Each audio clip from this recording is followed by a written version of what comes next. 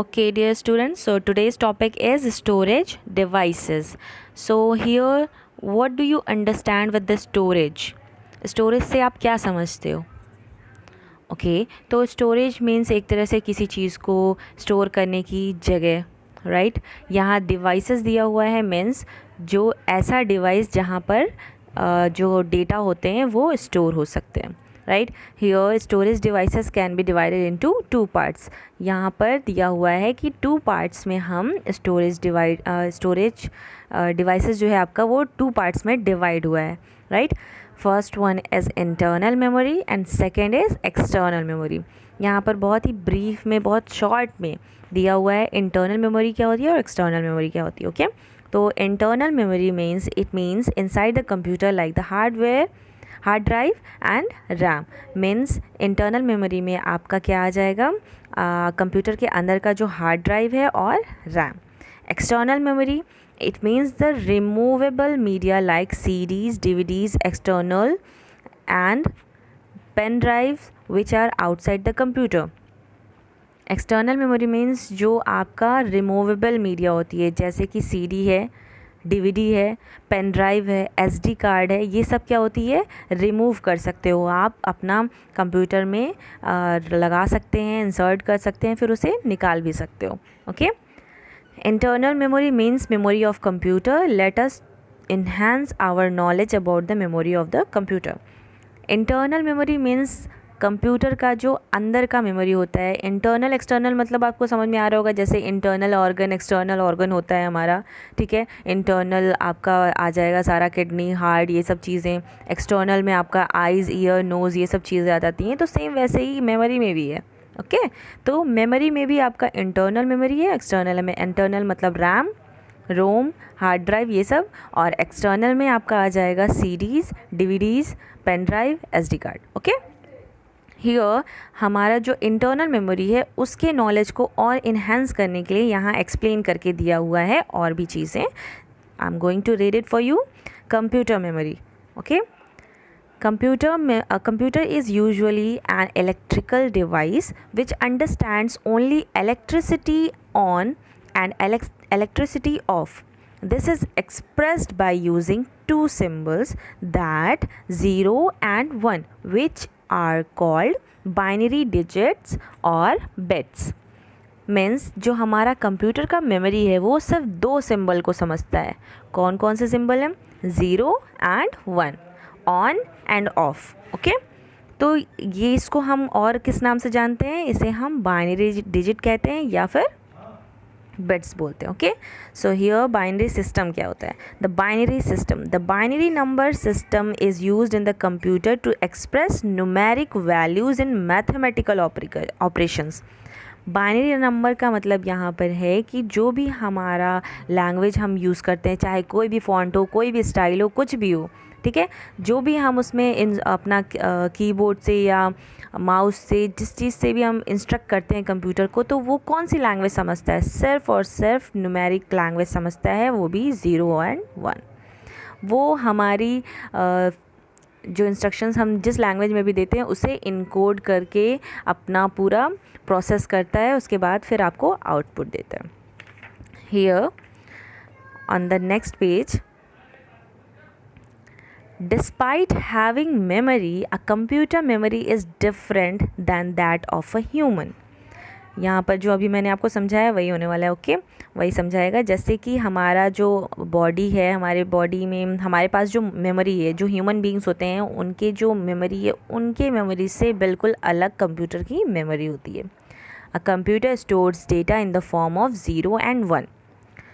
The memory is incompetent to understand any other data beyond 1 and 0. These are known as binary numbers. Therefore, no matter what information or data you are giving to the computer, irrespective of the language, subject, font, style, the computer converts the data in 1 and 0. Okay, following the conversion, the data is stored at various storing devices and places. So अभी just मैंने आपको बताया कि जो हमारा computer होता है, ठीक है, वो सिर्फ और सिर्फ 0 एंड 1 की लैंग्वेज समझता है। इसके अलावा वो कोई लैंग्वेज, कोई फॉन्ट, कोई स्टाइल, कोई सब्जेक्ट कुछ नहीं समझता वो। ठीक है, तो जैसे हम ह्यूमन बींग्स हैं, तो हमारा जो माइंड है वो कैसे कोई भी चीज़ों को समझता है, फॉन्ट, स्टाइल, लैंग्वेज, ठीक है, देख कर, समझ कर, ये सब चीज़ें ऐसे करके हम लोग समझते हैं ये हमारा माइंड उस तरह से वर्क करता है। ओके, बट कंप्यूटर का जो माइंड है वो सिर्फ और सिर्फ 0-1 का लैंग्वेज समझकर ही वर्क करता है। जो भी लैंग्वेज में आप उसको इंस्ट्रक्ट कर दो कोई फ़र्क नहीं पड़ता, उससे सिर्फ 0 एंड 1 से ही मतलब है। 0-1 में ही वो अपना डेटा को लेता है और उसी में कन्वर्ट करके उसे समझ कर आपको आउटपुट दे देता है। Okay, so here the next point is bit. Bit क्या होता है? बिट के बारे में यहाँ पर दिया हुआ है, it is smallest data storage unit. जो भी हमारा डेटा होता है वो स्टोर करते हैं तो ये बिट बाइट के ही फॉर्म में जाता है। तो आपका जो बिट होता है वो सबसे स्मॉलेस्ट स्टोरेज यूनिट कहलाता है। Like a lightweight object is expressed in grams and heavy weights in kilograms, the smallest memory unit in computer is expressed in bit. It is single digit in a binary number 0 or 1. Means जैसे कि wait होता है, wait करने के लिए हम लोग grams, kilograms का यूज़ करते हैं, राइट? तो सेम उसी तरह से यहाँ पे बिट और byte, kilobyte, megabyte, ये सब चीज़ें यूज़ किया जाता है। ठीक है, आगे और आप पढ़ोगे, एक्सप्लेन करूँगी मैं। Okay, here in other words a bit is the smallest unit of data transfer on a computer network. जो कंप्यूटर नेटवर्क होता है उस पर जो डेटा ट्रांसफ़र किया जाता है, ठीक है, तो उसमें सबसे ये स्मॉलेस्ट यूनिट कहलाता है। जैसे अभी मैंने आपको बताया ग्राम, किलोग्राम, तो जैसे ग्राम सबसे स्मॉलेस्ट हो गया, किलोग्राम से छोटा होता है आपका, कम होता है ग्राम, तो ग्राम जैसे है वैसे यहाँ पे बिट है। Okay, bits represent the two binary values on और of. Bits are often stored on computers as the digital number 1 and 0, but in networking, bits can be encoded by electrical signals and pulses of lights. ठीक है, तो जो ये bit आपको बता रही हूँ मैं, बार बार एक ही चीज़ आ रही है आपकी कि ये सिर्फ दो लैंग्वेज समझता है, आपका 0 and 1 ऑन और ऑफ। ठीक है, और ये आपका इनकोड करता है इलेक्ट्रिकल सिग्नल्स में। ठीक है, लाइट्स जो होती है, पल्सेस, उस पे ही ये वर्क करता है। Next is byte. A byte is a unit of data that is 8 binary digit longs. Okay, byte क्या होता है आपका, जैसे 0 बाइट, आपका यहाँ पे बिट है 0 और 1, तो बाइट आपका 8 डिजिट तक जाता है। ठीक है, 8 बिट तक ये जाता है, मतलब अगर बिट आपका 0 है सिर्फ, तो बाइट आपका 8 डिजिट तक जाएगा। 8 बाइनरी डिजिट लॉन्ग होता है, मीन्स 0 1 2, 0 तो छोड़ दो, 1 2 1 बाइट। एक मिनट में आपको इसको समझाती हूँ अच्छे से। जैसे कि आपका अगर 0 और 1 है, ठीक है, ये पूरा 8 बिट है मान लो, ठीक है, 8 बिट्स है, तो उसका कितना बाइट हो जाएगा, 1 बाइट हो जाएगा यहाँ पे। ठीक है, तो 8 bit is equal to 1 byte, समझ रहे हो आप?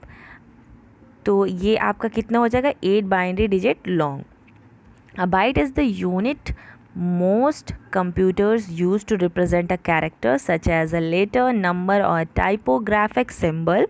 A byte can also hold a string of bits that need to be used in some larger unit for application purpose. ठीक है, बाइट जो है हमारा कंप्यूटर यूज़ करता है, रिप्रेजेंट करता है कैरेक्टर्स। जो कैरेक्टर्स होते हैं जैसे कि लेटर्स हैं, नंबर हैं, टाइपोग्राफिक सिंबल्स हैं, ये सब जो है हमारा बाइट यूज़ करता है सबसे ज़्यादा कंप्यूटर पे रिप्रेजेंट करने के लिए। ठीक है, और जो लार्जर जो बड़े बड़े एप्लीकेशंस होते हैं उनके लिए भी ये बाइट यूज़ करते हैं।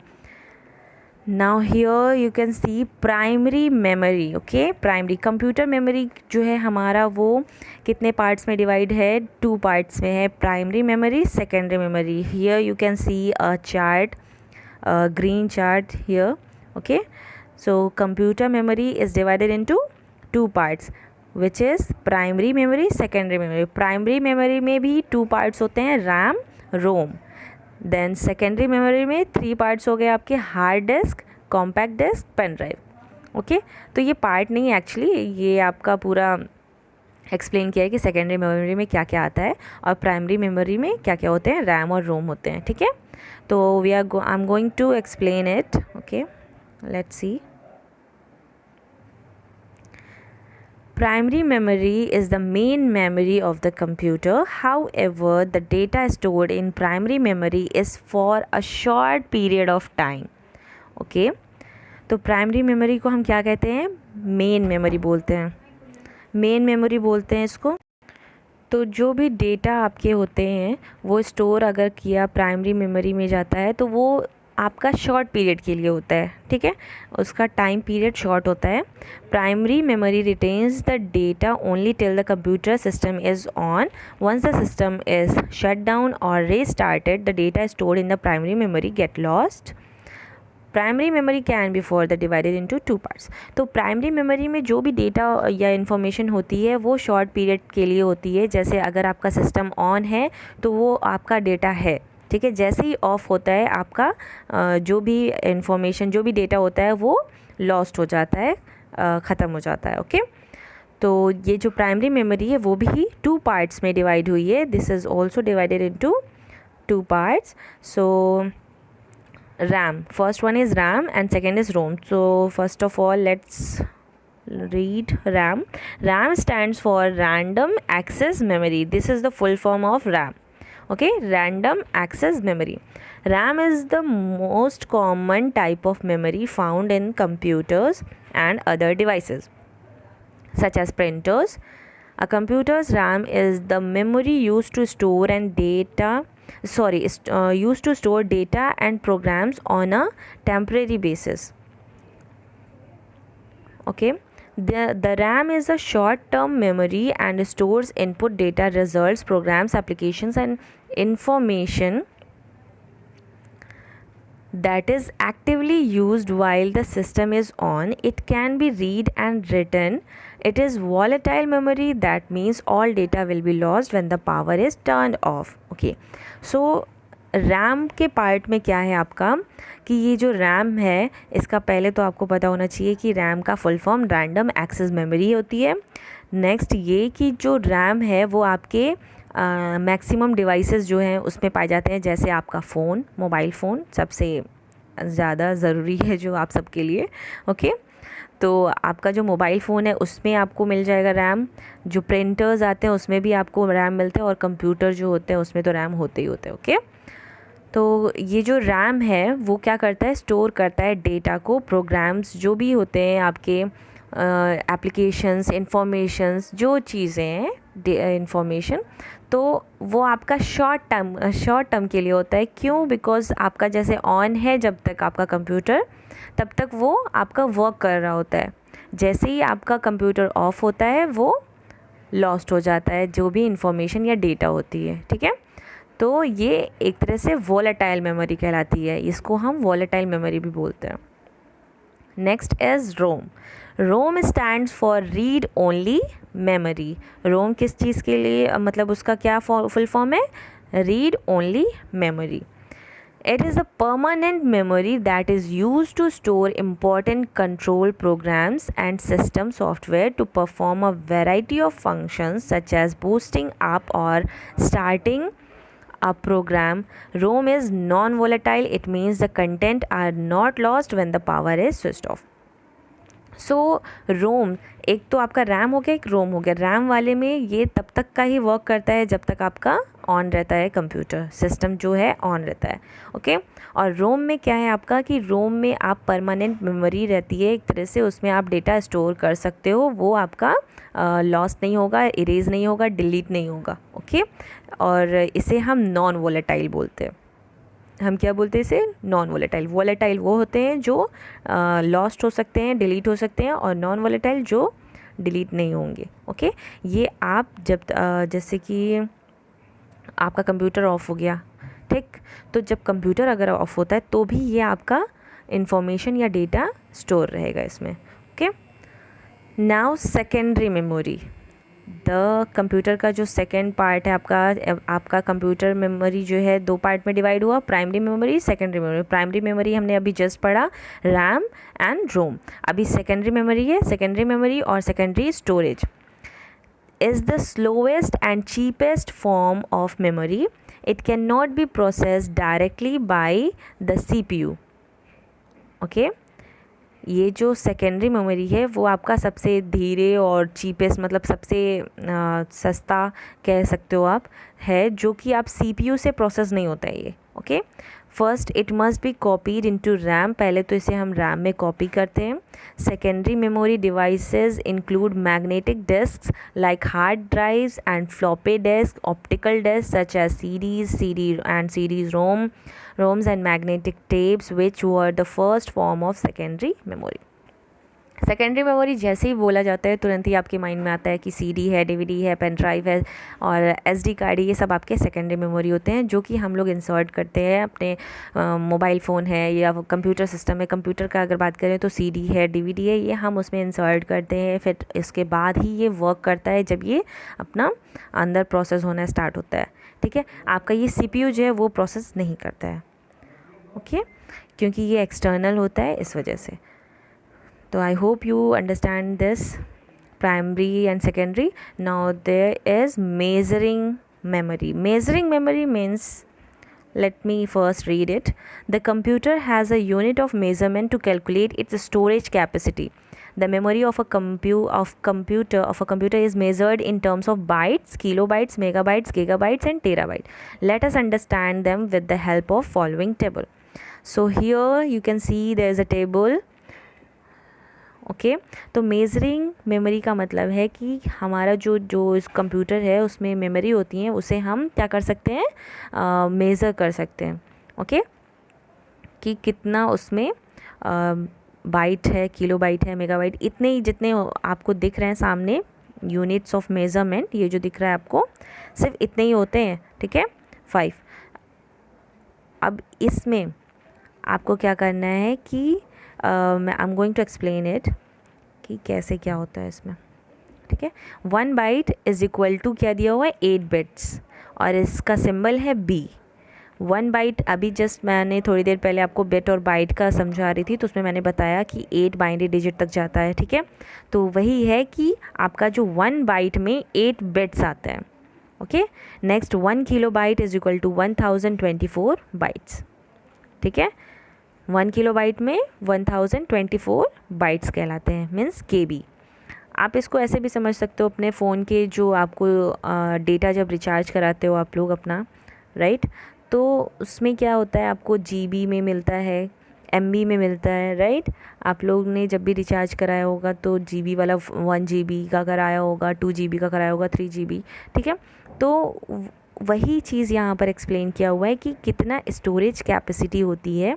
ठीक है, हम लोग जब डेटा रिचार्ज कराते हैं उसे यूज़ करते हैं तो हमें नहीं समझ में आता कितना मैंने यूज़ कर लिया है जब, बट आप कभी भी अगर डाउनलोड करते हो किसी चीज़ को, ठीक है, जैसे आपने मूवी ही डाउनलोड कर लिया, तो जब आपका जितने मान लो 1 GB का आपने यूज़ कर लिया तो आपके फ़ोन में वो 1 GB का स्पेस भी लेता है, राइट, या आपके कंप्यूटर सिस्टम में वो 1 GB का स्पेस भी लेता है।